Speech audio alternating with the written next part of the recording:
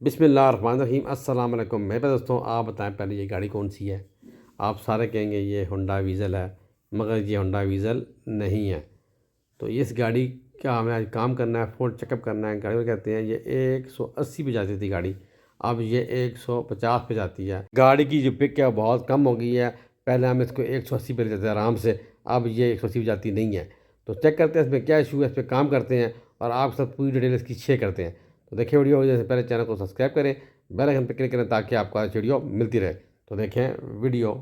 Honda विज़र की तरह है, ये आप देख रहे हैं। गियर लीवर का फ़र्क है, स्टीयरिंग होंडा विज़र की तरह है, मगर मीटर में फ़र्क है। यहाँ पे कोई आपको एवरेज सिस्टम नज़र नहीं आ रहा, आरपीएम नज़र आ रहा है आपको, स्पीड मीटर है और 771,000 किलोमीटर की गाड़ी चली हुई है। और ये गाड़ी हाइब्रिड नहीं है। जापान आ गया जी, तो उसकी देते हैं हेल्थ रिपोर्ट। ये फोन चेकअप कराने के लिए आए हैं, तो देखते हैं पहले स्कैन करके कोई इशू तो नहीं आ रहा।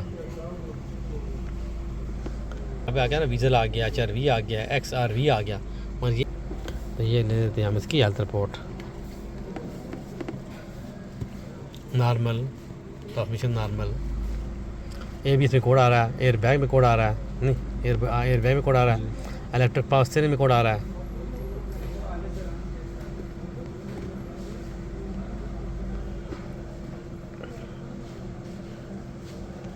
ये सिर्फ एरर है, ना कोई इंजन सहन होना, ना कोई एयर बैग की लाइट ऑन है। इन सारे एरर को हम क्लियर कर लेंगे। क्लियर करने के बाद हम गाड़ी का काम शुरू करते हैं। सबसे पहले हमने शुरू किया इसके कैटालिटिक किलोमीटर से। इसका जो ऑक्सीजन सेंसर हमने खोला है, बाहर निकाला है, तो ऑक्सीजन सेंसर गंदा है और कैटालिटिक किलोमीटर भी इसका बहुत ज़्यादा चौक गंदा है। यानी आप कार्बन से भरा हुआ है। आपको कैमरे से भी मैं दिखाऊंगा इंशाल्लाह। गाड़ी वाले कहते हैं पहले 180 पे जाती थी, अब 150 जाती है। गाड़ी की पिक कम हो गई है। गाड़ी वाले बहुत भगाते हैं गाड़ी। वो देख रहे हैं ये थर्ड बॉडी किस तरह चौक है। ये GR की लैंड गंदी है। फ्यूल पंप ने बाहर निकाल लिया है। स्पार्क प्लग जो है इसकी गंदे हैं, मगर ये हैं, लीक नहीं है। यही साफ़ करेंगे, इन्हीं को चेक करेंगे, इन्हीं को फिट करेंगे। इनको चेंज करने की ज़रूरत नहीं है। और ये लगी हुई है spark plug double tip radium, जो होंडा BRV में आते हैं। और ये इसके फ्यूल इंजेक्टर है, सिंपल जिस तरह होंडा BRV के होते हैं। एयर इनटेक तो उसका गंदा है, मगर चौक है अच्छा खासा, मेरे कार्बन इसके अंदर। और EGR भी गंदा है।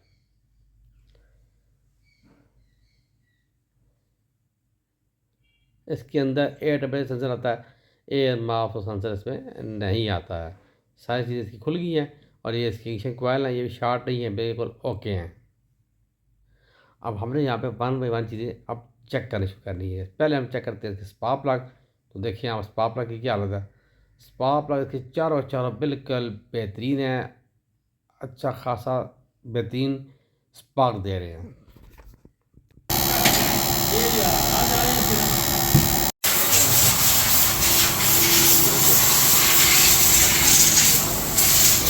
और ये भाई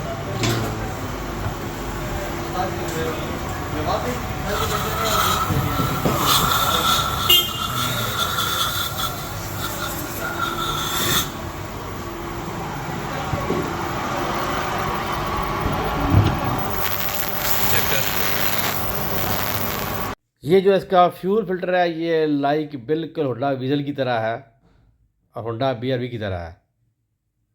और अच्छा सारा खासा फिल्टर जो क्या कार्बन से भरा हुआ है। और इसके फ्यूल इंजेक्टर सोनिक हो गया ऊपर लगाए और अच्छे खासे बंद हैं। देखिए ना, अब ये टाइम पे काम करवा रहे हैं, कोई चीज़ चेंज तो नहीं हो रही ना, वही चीज़ साफ हो रही है। ये होता है टाइम पे काम करने का नतीजा। ये चली हुई है गाड़ी 71,000 किलोमीटर। थोड़ा फ़र्क आ रहा है इंजेक्टर के लेवल पे, वो हम ठीक करेंगे, लेवल ब्रेक को बराबर करेंगे। इनका जो है ना लेवल, वो बराबर होना ज़रूरी है, चारों के चारों का। एक ऊपर हो, एक नीचे हो, इस तरह ही चारों सेम स्प्रे करें, सेम फ्लो करें। ये आपने लाजमी इनको एडजस्ट करना है। अब मैं दिखाता हूँ आपको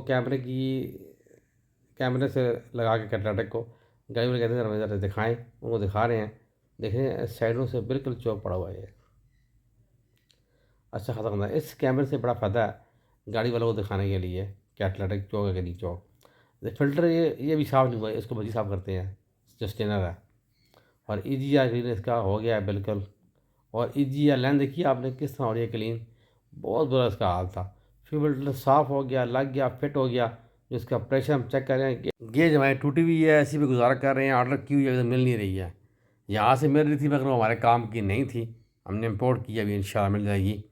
तो 40 पे गया और 35 पे ऑर्डर में बिल्कुल ओके माशाल्लाह फ्यूल प्रेशर इसका। और अब इसकी फिटिंग हो रही है EGR लाइन की। गाड़ी वाले कहते हैं इसके टैपड़ चेक कर ले, मैंने उनको समझाया है कि टैपड़ इसके ठीक है। टैपड़ को हमेशा 1 लाख किलोमीटर के बाद चेक करना चाहिए और उनको एडजस्ट करना चाहिए। और गाड़ी जब ठंडी या खुश तब उनको एडजस्ट करना चाहिए। गरम गरम गाड़ी को टैपड़ एडजस्ट नहीं करना चाहिए, टैपड़ इसकी ज़रूरत नहीं है एडजस्ट करने के, वो ठीक है। EGR लाइन लग गई, फिटिंग सारी मुकम्मल हो गई है।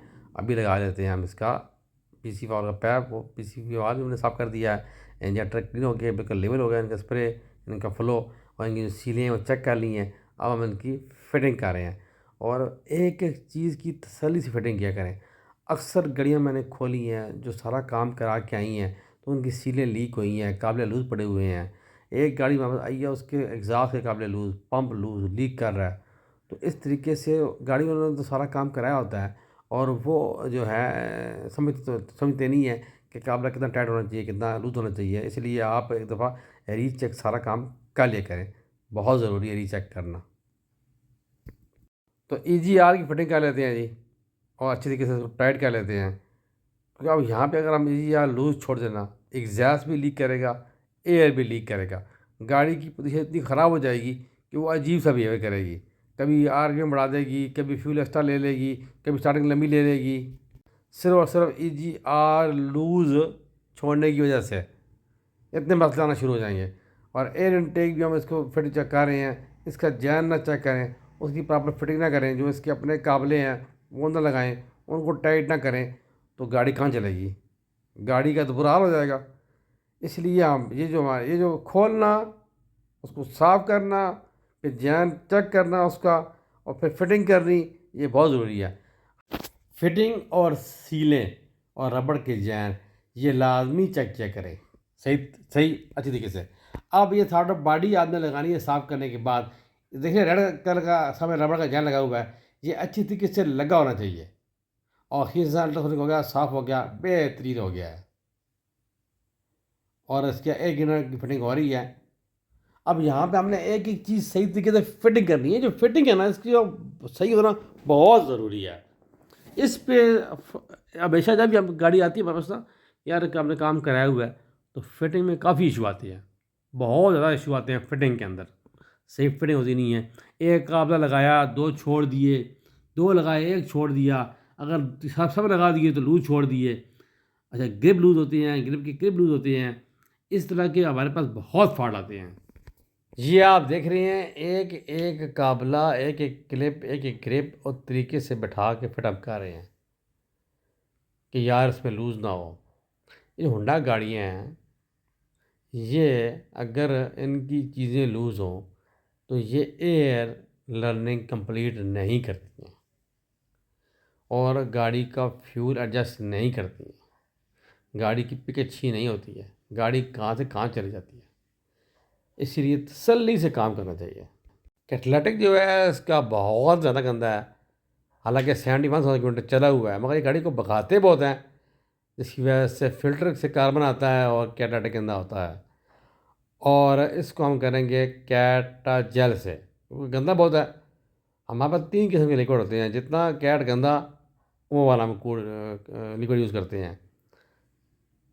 हमने इसमें लिक्विड डाल दिया है, नीचे से हमने कैट खोल दिया है। कभी हम नीचे से खोल लेते हैं, कभी हम पूरा कर लेते हैं, फिर हम कुछ देर उसको वेट करते हैं, फिर हम इसको पानी से वॉश करते हैं और कैटाटिक इस तरीके से साफ़ हो जाता है। HRV। और ये सारी इसकी फिटिंग हो रही है फ्यूल पंप की। फ्यूल पंप खोलना भी इसका बड़ा मुश्किल है, जैसे होंडा विजन का पंप खोलते हैं ना मुकम्मल, इस तरह इसका भी खोलना बड़ा मुश्किल है। ये माशाल्लाह सारी फिटिंग इसकी हो गई है, देख रहे हैं आप, एक एक चीज़ अपनी जगह पर लगी है, कोई चीज़ लूज़ नहीं है, देख रहे हैं आप, सब लगी हैं। अभी हमने ऑक्सीजन सेंसर इसका लगाया नहीं है। अब आप देखिए इसका कैटलिटिक कितना बेहतरीन साफ़ हुआ है। इसीलिए जितना कैटालिटिक के अंदर उस तरह का लिक्विड। इसके बाद हम लगाते हैं जी ऑक्सीजन सेंसर। ऑक्सीजन सेंसर लगाने के बाद हम गाड़ी करेंगे स्टार्ट। उसके बाद हमने कंप्यूटराइज सेटिंग दादी करनी है गाड़ी की। अब इतना सारा काम करने के बाद, एक एक चीज़ चेक करने के बाद, सली करने के बाद, हमने इसका जो ट्रांसमिशन ऑयल चेक किया है वो ठीक था, वो चेंज हुआ था। जब भी गाड़ी आए तो सारी चीज़ें स्टेप बाई स्टेप लाजमी चेक किया करें। मेरी बहुत सारी वीडियो इनके ऊपर। अब HRV की वीडियो जो है वो मेरे यूट्यूब चैनल पे नहीं थी, ये पहली वीडियो है HRV की। ये सेम जो है ये विजर की तरह शेप है इसकी, मगर इंजन का फ़र्क है, काम का फ़र्क है, गियर लीवर का फ़र्क है, मीटर का फ़र्क है। अब गाड़ी करते हैं स्टार्ट। गाड़ी होगी स्टार्ट माशाल्लाह, ओके हुई है जी। अब कर लेते हैं स्कैन। तो मैंने स्कैन कर लिया है, तो नॉर्मल है माशाल्लाह गाड़ी, कोई कोड नहीं है। अब हमने जाना है ECM के अंदर। थर्ड का मैंने इसकी थर्ड बॉडी जो है वो हमने इसकी लर्निंग करनी है। कोड देखे ना, कोई नहीं है, पूरे गाड़ी में कोई कोड नहीं है। तो ये हमने जाना है जी स्पेशल फंक्शन में, करते हैं ओके। थर्ड लर्निंग में आ गए, ओके, फिर ओके, फिर ओके। गाड़ी को बंद, स्विच ऑन, ये लॉक की इसकी आवाज़ है ये, फिर ओके। अभी हम गाड़ी करेंगे स्टार्ट। अब हमने गाड़ी के जो RPM में वो रखने हैं 3000 के ऊपर, ताकि हम लर्निंग कर लें इसकी, जब तक फ़ैन चलता नहीं है। जैसे आप जो कह रहा है उस पर हम अमल करेंगे कि कोई चीज़ ऑन नहीं होनी चाहिए, गाड़ी पीक के ऊपर होनी चाहिए, AC वगैरह ऑफ होना चाहिए, ब्लोअर भी नहीं चलना चाहिए खाली इसका। RPM होना चाहिए 3000 पे, जब तक फ़ैन नहीं चलेगा। ये हो गया जी। अब हम करते हैं इसको ओके, गाड़ी को बंद। सही हो, चेंज करो वो, स्विच ऑन करता हूँ इसको, ओके। ये हो गया रीसेट, फिर ओके, फिर ओके। अब गाड़ी करते हैं स्टार्ट, होगी स्टार्ट। ये माशाल्लाह RPM हो गया स्टेबल, 15.6 की अभी आ रही है। आल ओके अल्हम्दुलिल्लाह। इस तरह हमारा काम मुकम्मल हो गया। तो वीडियो अच्छी लगी है, चैनल को सब्सक्राइब करें, बेल आइकन पर क्लिक करें, नमाज़ 5 टाइम कैम करें, दूसरी पढ़ें, दुआ में याद रखें। अल्लाह हाफ़िज़।